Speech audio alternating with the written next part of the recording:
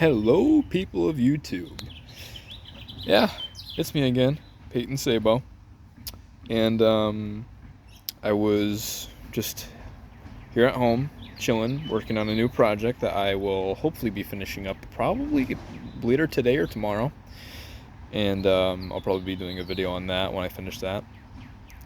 But when I thought of making a video on that said project, I figured, hey, I'm going to do a video on this project, which is basically my most recently built and finished project.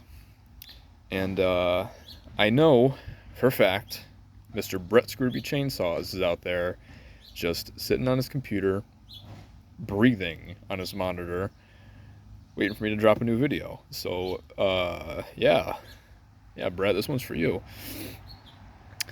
Here I have my Evil Dead 2 raise top or cabin chainsaw.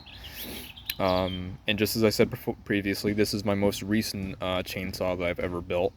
I built it back in, I think it was, I want to say mid to late April. I could be absolutely wrong. Maybe it was, no, mid to late April. Yep, so just about last month. Now, this guy, now I have to give a couple shout outs for people who've helped me out with this chainsaw. Number one being my friend Eddie. I don't remember his last name. I'm sorry, Eddie, but he, Eddie is a huge Evil Dead fan, and he has his own chainsaw that he's been working on for a while. And it is intentionally going to be an Evil Dead 2 raised top. He just hasn't gotten around to finishing it or working on it lately.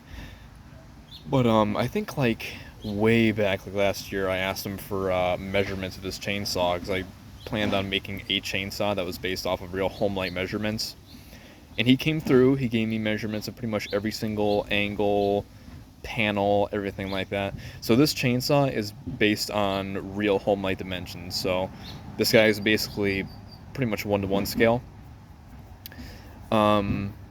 And shout out number 2 has to go to Brett Scrooby Chainsaws, obviously, because he is basically the master chainsaw builder in the Evil Dead community. And without his videos, I would have gotten stumped on making this thing because there are so many small details that I would not have gotten without his help and without his video. So Eddie, Brett, thank both of you so much. Now let's get into, I guess, the overall video. I'm sorry if the lighting is a little whack. I gotta try to figure out how I can.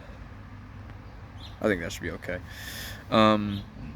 Once again, this is the Evil Dead 2 raised top, probably my favorite chainsaw, because in my mind, this is the average Evil Dead chainsaw.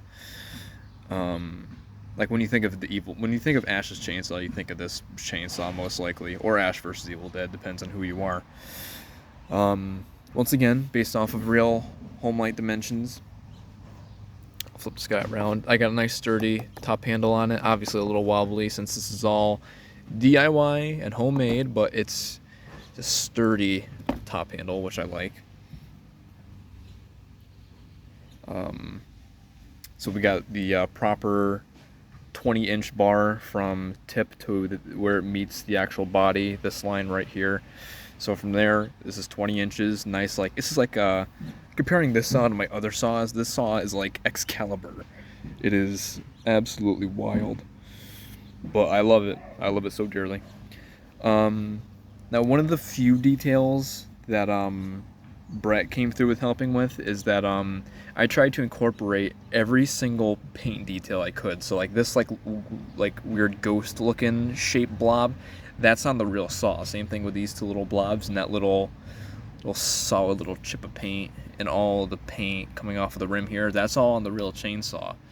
And same thing with these two little splotches of black over here. I tried to incorporate every single detail as I could. So pretty much everything on this saw is on here for a purpose. That little kind of nut looking thing that would hold this bar guard in place and potentially the entire bar on as well. That's on there on the real one as well. Got a, I guess you would call that an accurate muffler with the 2 slits and the little dot looking thing.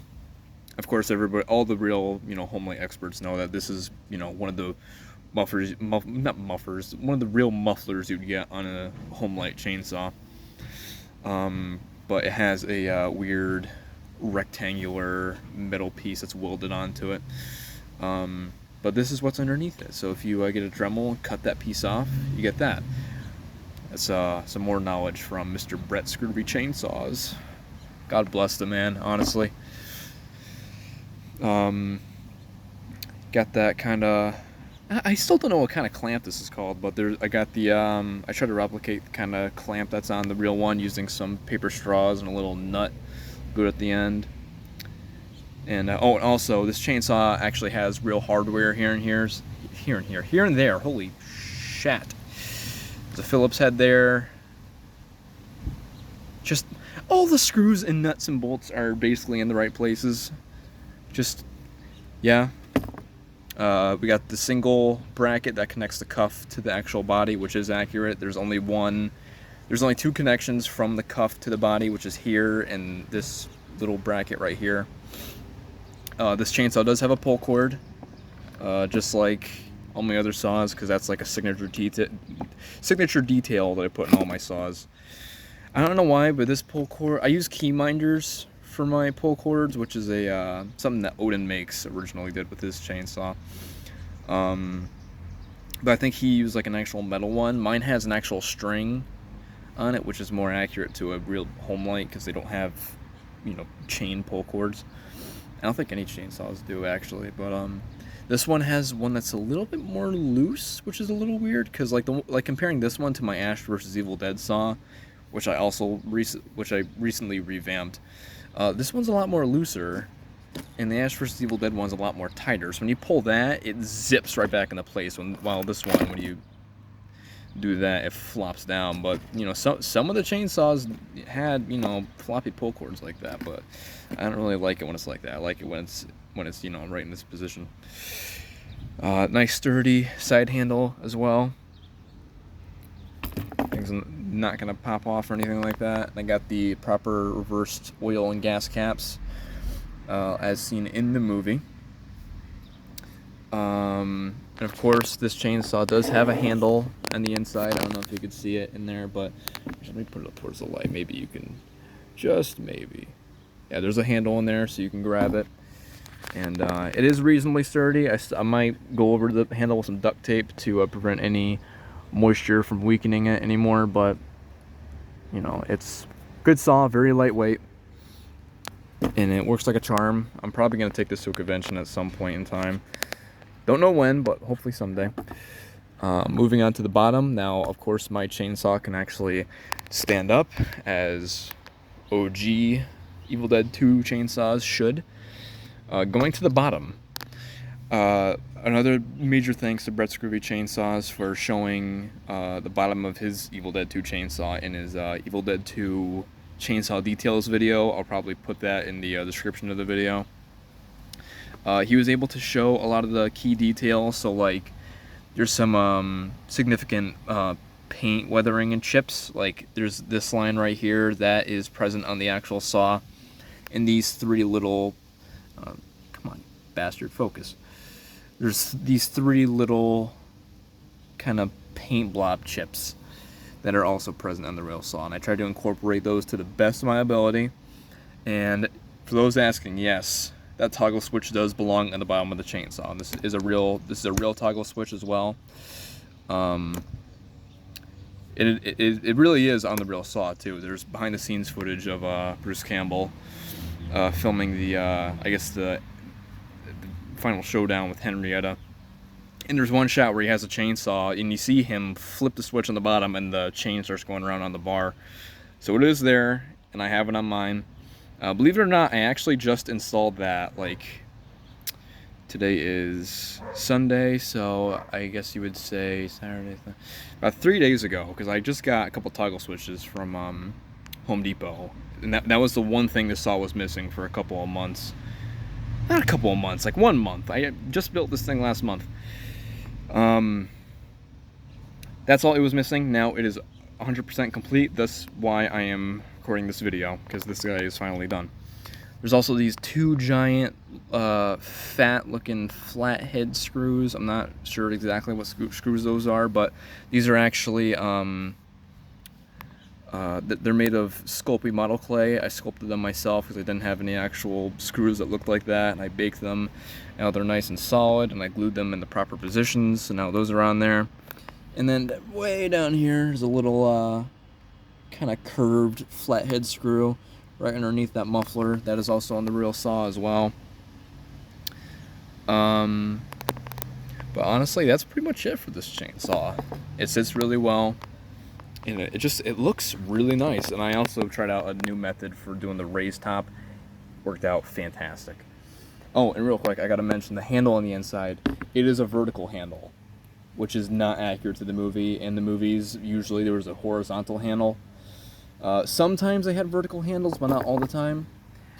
I do not do horizontal handles because I did that once on my Evil Dead 2 workshed saw, or flat top as people commonly like to say, and I did not like it.